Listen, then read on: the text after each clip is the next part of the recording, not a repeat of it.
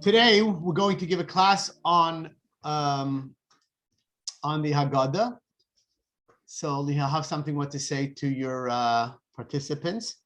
And we're going to discuss three opening statements of the Haggadah and approach it from the angle of Hasidus, and which gives us a deeper meaning of enslavement, freedom, and what were the goals then, what are the goals now, and so on and so forth. The three statements of the Haggadah that we're going to mention is going to draw our attention that the focus of these three statements typically seems to be more about the slavery, the affliction, rather than what you would think would be the theme of the evening, which is being expressed in so many ways by the wine, by the leaning to the left, which is all about our freedom. So the Haggadah starts off with the famous Hey Lachma Anya Diacholo Avasana Ba'ara de Mitzrayim, that this is the bread of affliction that our ancestors ate in the land of Egypt. And there are many that ask questions on this particular paragraph. We're going to quote the Avudrahim, who lived in the 14th century. The Avudrahim, Rabbi David ben Yosef. He wrote a commentary on tefillah, on prayer, on festival prayers, and he actually was a disciple of the author of the Shulchan Aruch. He came from Spain. So he writes, Mal diacholo avasana ba'ar de Mitzrayim. Why do we refer to matzah on our table as bread that was eaten by our ancestors in Egypt? For the most part, what do we believe? We believe that our ancestors ate the matzah when they left Egypt. They baked bread, it didn't have time to rise. Thank you. And they were rushing to leave, and they took mishareisam besimleisam. They took over this leftover bread that didn't have time to rise. They took it with them when they left. So we would think that our ancestors ate this bread, which, by the way, they did when they left Egypt. So the question is, even if we say that the Jews ate matzah in Egypt as well, because hold on, while you're right that we ate matzah leaving Egypt, and because the dough didn't have time to rise, but take a look in Parshah's bow. Moishe clearly tells them to eat from the Paschal sacrifice. And when you eat from the Paschal sacrifice, you can't have leavened bread. So they ate matzah in Egypt too. Also, there's the famous the commentaries that tell us that they ate matzah certainly in Egypt because it's the bread of affliction. And since they were slaves, they had the simplest bread you can imagine, which is matzah. But the real question is, since we also had matzah when we left, why should we be eating the matzah on the night of Pesach to remind us of the bread of affliction? We should be eating the matzah, which reminds us that the bread didn't have time to rise because they had to leave. It's about liberation. That's sentence one and question one. Then it says, Kol dichvin yeseh v'yechol. Many questions on this one as well, where we say whoever is hungry should come and eat. Whoever is in need, come and participate in the Paschal Lamb. And again, if we're celebrating freedom, why are we highlighting the fact that there are still poor people out there? If we're celebrating liberation, why are we highlighting the fact that there are still people that are suffering? And then we come to the third and final passage for today. It's the same part of the Hey Lachmanya. And it says, Hashtahacha, Ashatahacha, Lashana Abba Ba'ard Yisrael, Ashata Avdin, Lashana Abba B'nei Chayrim. This year we are here, but next year we'll be in the land of Israel. What comes next? This year we are enslaved, and next year we will be free. What is it? The Haggadah realized, and especially when it was organized and authored, that the Jews were still in exile. So there's this hope that somehow next year there'll be a liberation, we'll be in Jerusalem, just like the liberation from Egypt. Once again, what is the focus? The focus is that we're still in Galus, that we're still in exile. Now, don't forget, this is the opening verse of the Haggadah of Magid, after Kiddush. So why, instead of declaring our gratitude for the redemption, if you want to talk about troubled times, talk about it in the middle of the Seder. Let's get into the meat of things first. But why open up with a paragraph that in that 4-line paragraph, there are 3 statements that seem to highlight only the flaws and the suffering, not only of the Jews in Egypt, but also the suffering that we are experiencing even today. That's basically, we got one evening that's supposed to be celebrating a grand old time, and here we are in our opening verses reminding us of all the suffering. Now, question, a general question. So the question we can ask ourselves is, the reality is, from the time of Egypt, we've had many gullies, we've had many exiles, we've had many shortfalls, we've had many, many moments of tzaras, of suffering. The question is, where did we go wrong? If the original plan was that we were supposed to leave Egypt, and we were supposed to be free, and we were supposed to travel to Israel, and we were supposed to get a Beis HaMikdash, a temple, and we were supposed to live with God in liberty and prosperity until the end of all time, whenever that is. Where did we go wrong? Why didn't it go as planned? And if it didn't go as planned, why are we celebrating a liberation that was very short-lived? Year after year after year. To answer these questions, we have to go back to the beginning of time. We have to go back to the creation of the universe. And we have to understand why we were exiled in Egypt to begin with.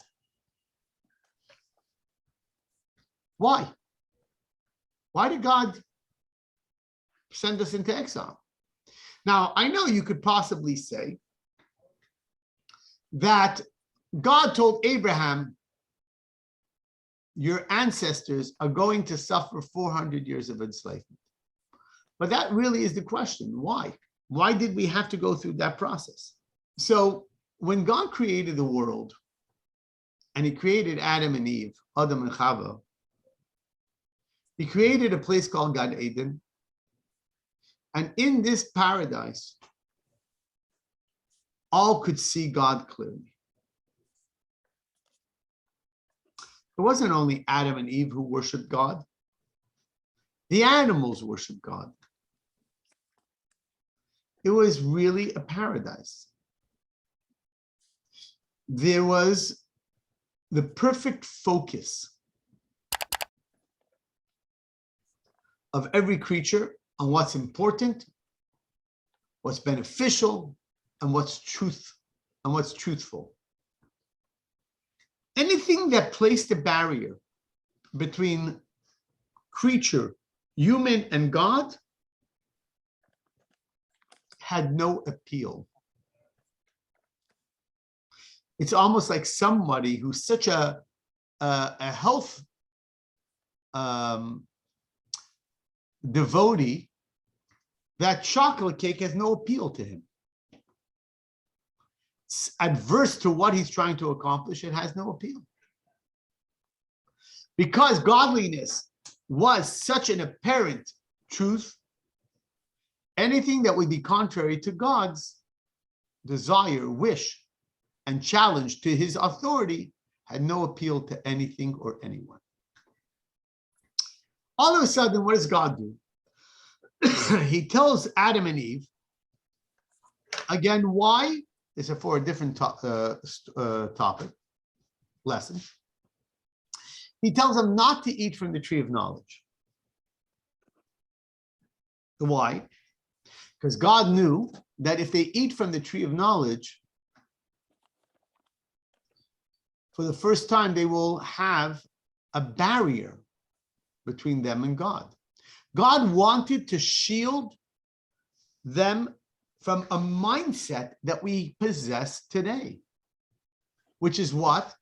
That we like things that bring us pleasure and gratification and seem to have an allure and an attraction, even when it comes at a risk where we lose focus on the things that are most important to us.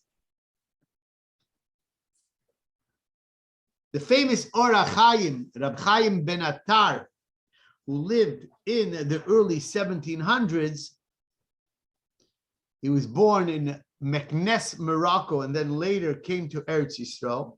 He wrote the following. He said, God's primary reason for prohibiting the tree of knowledge was to prevent the human mind from grasping or perceiving the notion of transgression. It was to be focused completely on holiness without conceiving of the possibility of turning from God.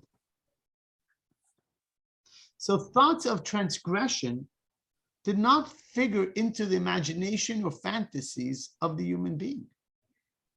It was unspeakable. But then the serpent comes along. The Yetzer Hara comes along, the evil inclination comes along, and persuades Chava to eat from the tree of knowledge, who then persuades Adam to eat from the tree of knowledge. Once that happens, a barrier goes up between them and God.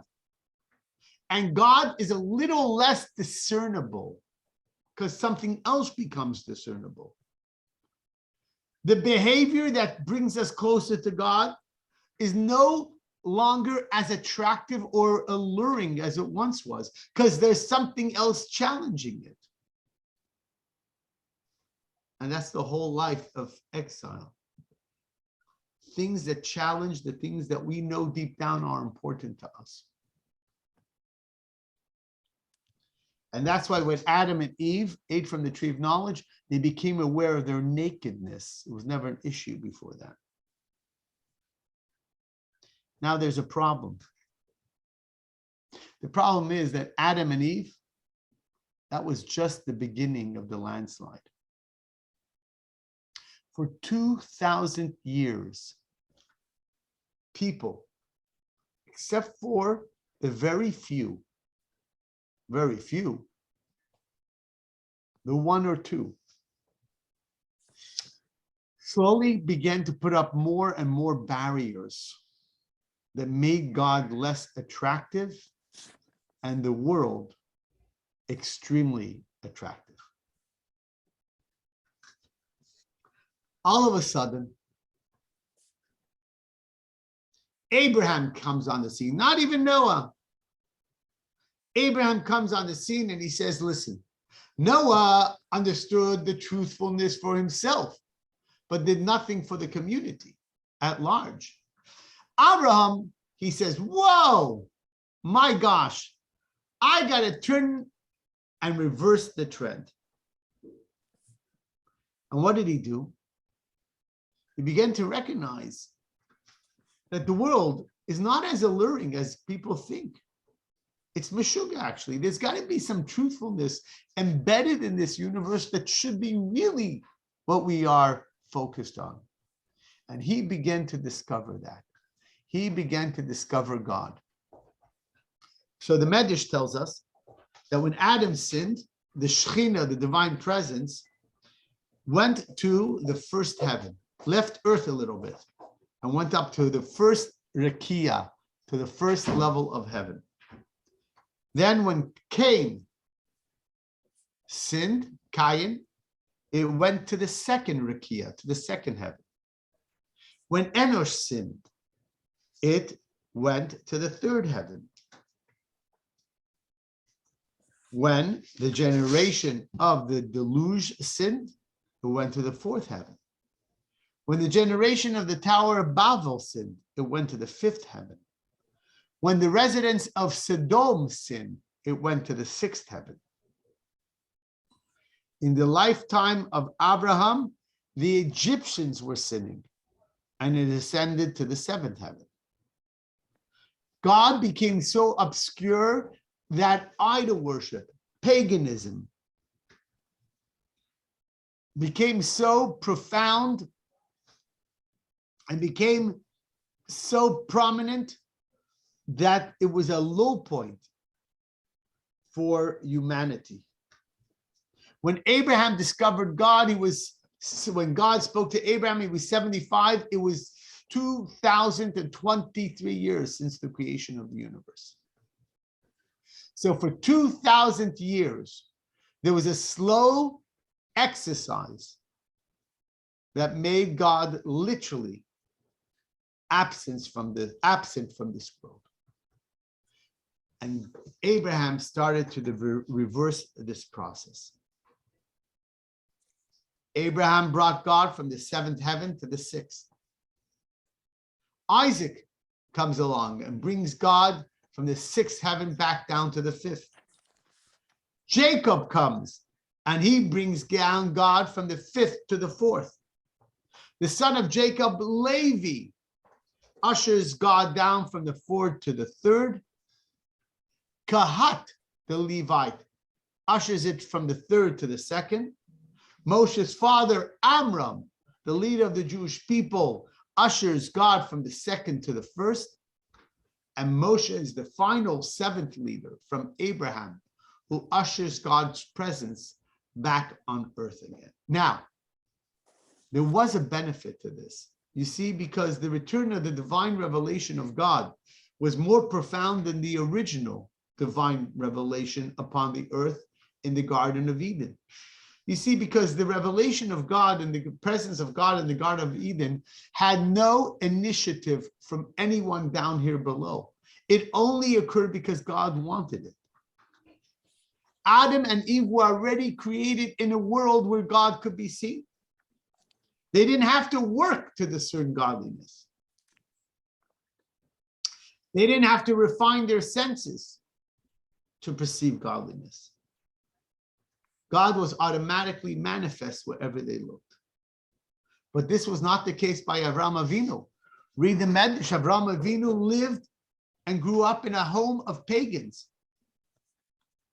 He on his own found God in the sunrise and the sunset, in the seasons.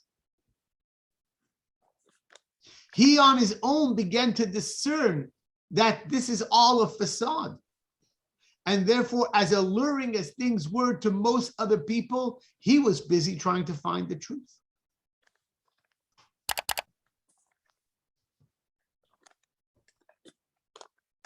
Now, the truth is that Yitzchak and Yaakov, true, they did follow the example of Abraham, and they weren't the first, but they still were a minority. And yet, they plugged away. And that was the difference between the revelation of God in Garden of Eden and through this process until the giving of the Torah. Lord Jonathan Sacks writes that the Jewish mystics distinguish between two types of divine human encounter. They call it, I've mentioned this before in many classes, Israsuta de la Ela, Asarusa de la Sata, an awakening from above, an awakening from below. An awakening from above is something that's initiated by God. The awakening from below is when we initiate something. Now, an awakening from above is supernatural, an event that bursts through the chains of causality and at other times bind the natural world. An awakening from below doesn't have such grandeur. It's a gesture from humans and it's all too human. But there's also a difference between them. See, an awakening from above may change nature, but it does not in and of itself change human nature. Those to whom it happens remain passive. While it lasts, it's overwhelming, but only while it lasts. After it's gone, people remain the same. That's why people always ask, such amazing miracles happen to the Jewish people, and they remain complainers and they remain nudniks and so on. Because it's an awakening from above. You're astounded, you're silent, you're obedient as long as it lasts. But when it's gone, it didn't change you one iota. But when humans take the initiative, something in them changes. They know now that they are capable of great things. And they are aware that they can do it again. An awakening from above temporarily transforms the external world, but an awakening from below permanently transforms our internal world.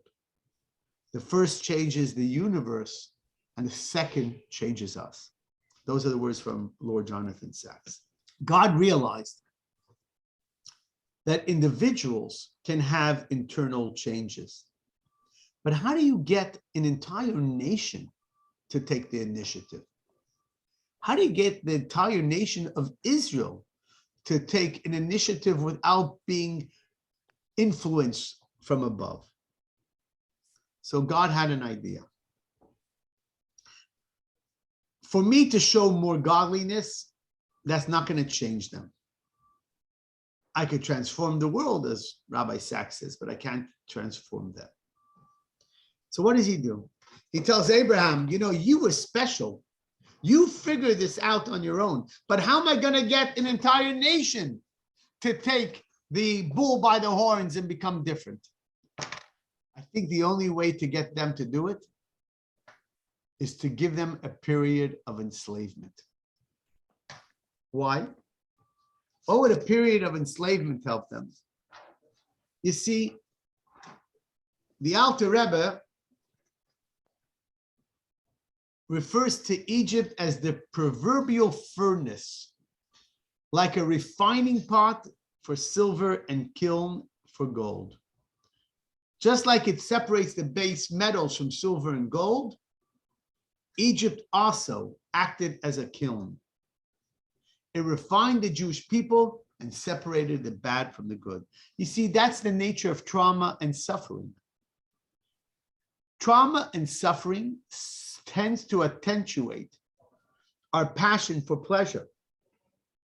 There's nothing like deprivation that moves our focus from ourselves to the most important things in life. God forbid, when somebody gets ill, you realize that all this stuff is nonsense. Now the question is, how long does that last? But when you have 400 years of enslavement or 210 years, slowly it changes people. That you think by the time you get out of this enslavement, not just, you don't have to be Abraham, Isaac, and Jacob, and Amram, a Kahas, a Moshe to figure this out. Even a regular person will begin to understand what's really important in life. And God was hoping that when we survive this enslavement, we're going to emerge as a nation with a refined perspective of life. And that was God's intention for our enslavement in Egypt. That was the plan. Now the question is, did it work? To a degree. For instance, if it had worked perfectly, we would have had the revelation at Sinai. We would have then gone to Israel, and that would have been it. God would have become the important, most recognizable thing on earth. But it didn't refine us enough. There were moments, great moments, but it didn't refine us enough. You see, when we did come to Mount Sinai, we did say Na'aseh v'nishma, we will do and we will hear. But still, guess what happened at Mount Sinai? God still had to come down to Mount Sinai and initiate the revelation. Hashem told Moshe, go down, I'm going to come down to the mountain first. I'm going to impress the people. It's not like Egypt where they didn't do any personal processes of refinement. They did, but still wasn't enough. And because it wasn't enough, it wasn't complete. There's an amazing commentary from Rabbi Yeshayahu HaLevi Horowitz, known as the Shalah, lived in the late 1500s and 1600s. He says on the sentence in the book of Deuteronomy, Vayareu Isanu, which loosely translates that the Egyptians, you would think is translated that the Egyptians were bad to us. But actually in the Hebrew, it says, Vayareu Lanu. They batted us. I know there's no such word, but it doesn't mean they were bad to us. They were bad. They made us bad. They made us sinful. They made us to learn from their behavior. And that's why it says that while the Jews became believers in God, but they themselves were immoral a little. They learned from the idolatry of the Egyptians. They were idol worshippers.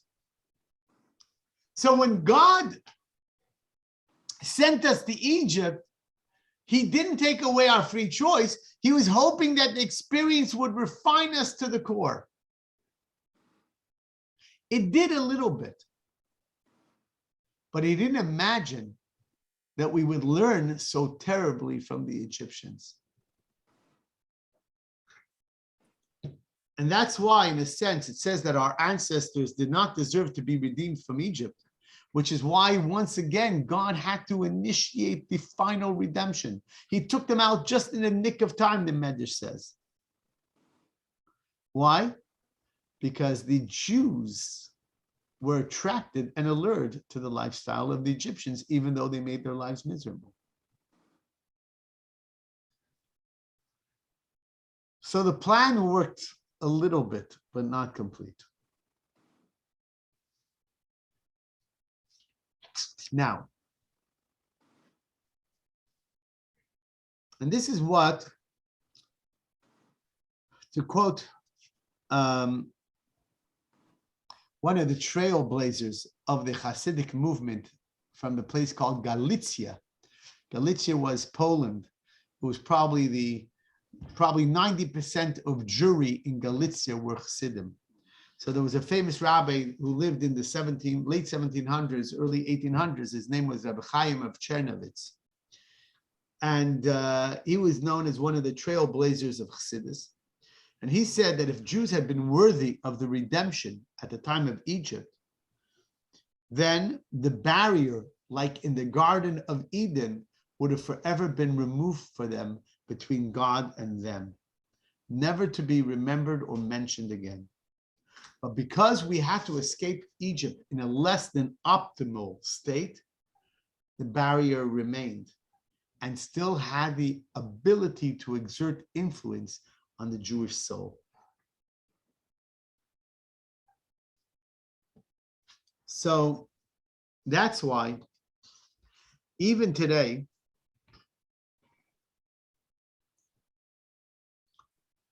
because the original revelation at Sinai was not as authentic to us as it should have been, therefore it was only a temporary revelation.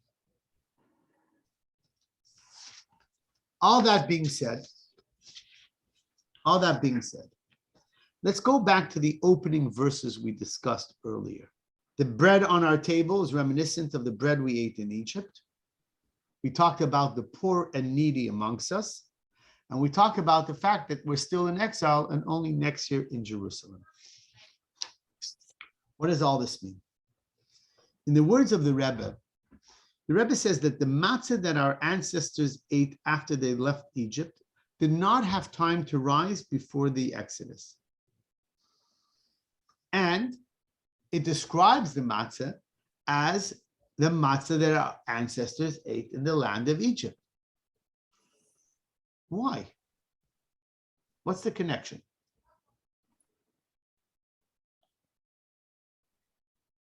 So the Rebbe says something very profound. That by co-joining these two matzahs, the matzahs that didn't have time to rise when they left Egypt, and the matzah that our ancestors ate in the land of Egypt, it's trying to tell us that even when the Jews left Egypt with matzah of liberation, it was still reminiscent of the matzah that they ate in Egypt. Why the connection? Because the Jews never really felt that they left Egypt. You know the cliche, you can take the Jew out of Egypt, but you can't take the Egypt out of the Jew. Well, there's some truth to that. And they left Egypt, but yet they still identified as the people they were when they were in Egypt, which means that they still wanted to remain connected to some of the things that absurdly they were still attracted to, even though the very people that shared those lifestyles or those desires to them brought them tremendous pain and suffering. So, in a sense, when we eat the matzah that we have today, because we're very much like the Jews that were liberated from Egypt, we have yet to finalize the process. We've yet to finalize the process where we've rid ourselves of all the barriers between us and God. And we come to the second sentence, whoever is hungry. Why? Because we still suffer poverty. Why? Because we still have the assimilation of Egypt. Poverty doesn't mean that you have nothing to eat. Poverty means you don't have what you want. If you still have an allure to something that's very attractive to you and you don't have it. So you can ask the question, if I'm telling you that we really never have left Egypt completely, so why are we celebrating any freedom? So we did escape a little bit of a barrier. I know there's still a barrier, but the same Rabbi, Reb Chaim of Chernovich, says that our souls did have an escape. At the end of days, at the end of this whole story, though, we still keep Torah, we still keep mitzvahs, we're still keeping a cedar. So even though it's not complete, our souls did have a redemption of sorts. In the words of the Rebbe, we might be enslaved now, but next year we will be free. The exodus from Egypt opened the path and pipeline for redemption. Let's not undermine it completely. That will eventually lead to the complete redemption. Therefore, we can fulfill the mitzvah of telling the story of our exodus from Egypt on this night and of experiencing it this night as we have completely emerged from our subjugation, because it provides for us the tools that are necessary to complete the process. By telling the story of the Exodus as if we are leaving Egypt, we are liberated for the moment from our subjugation and thus pave the way to become truly free. This is in accordance with the teaching that the entire span from the Exodus from Egypt until the future redemption is a continual and progressive process of leaving Egypt. And this is what this means. We are still in a process of self-refinement. And this is what the Rebbe said. You know, we think so much about a global redemption. We all need it. Take a look what's happening in the world. Just lets us know that we're still kind of messed up and people aren't there for each other. But when we think about this, though, why do we tend to dismiss the importance of our own personal redemption? Because this is what we talk about. let's bring it home. Where should the excitement and focus of our Seder be when we have children or whatever, or our parents around us, or ourselves even? When we've brought so much doubt of why you're celebrating at all. If you tell me that the Seder is not our way of thanking God for redeeming an undeserving ancient people from Egypt, what are we doing? And the answer is that if you think about from the time that God created the world until the redemption of Egypt, there was a plan. The plan was to get back to the Garden of Eden, but to have it occur because this is what the people wanted. As Rabbi Sachs says, it should be an initiative from below so that it transforms us, not the universe. But it didn't happen.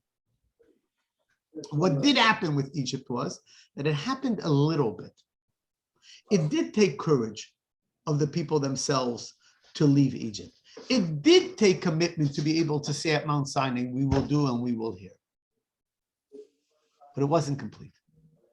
The opportunity exists for us on a personal level. What is personal redemption? Personal redemption means that you basically get rid of the barriers between you and what's most important in life. That the stuff that distracts us because of its allure and attraction, we have to begin to know the real truthfulness of what's important so that those things are not attractive to us anymore. Our job is to complete what happened to Egypt globally, but start with ourselves. Every year that we celebrate Pesach, the goal is to get the redemption level of ourselves to just a higher degree. Whether it's old habits, bad habits, same old way of thinking. So let's focus this year on what really is stopping us or obscuring us or placing a stumbling block before us to achieve what really would make us closer to God. And it could be the way that we talk to people, because you don't distinguish between ben adam lamakim and ben adam lachaver, right? We don't distinguish between stuff that happens between me and God or me and other people. If I don't have it figured out between me and other people, that's not agreeable to God too. Because the reason why we are nice to people is because we're made in the image of God. That is God also. God is obscured when we don't do the right thing to our family members and so on and so forth. So this Pesach, let's focus on trying to bring redemption a little closer within ourselves. Because we didn't get it right last year. We're still here. So we know we still have more personal work. And that's really what the focus is. Yeah, we start off the Pesach Seder, we're saying, hey, no, it's bread of affliction. Yeah, there's poverty. Yeah, we're still enslaved. What can I do tonight? What can I focus on tonight to bring about a little bit more redemption? That's really what the Seder is about.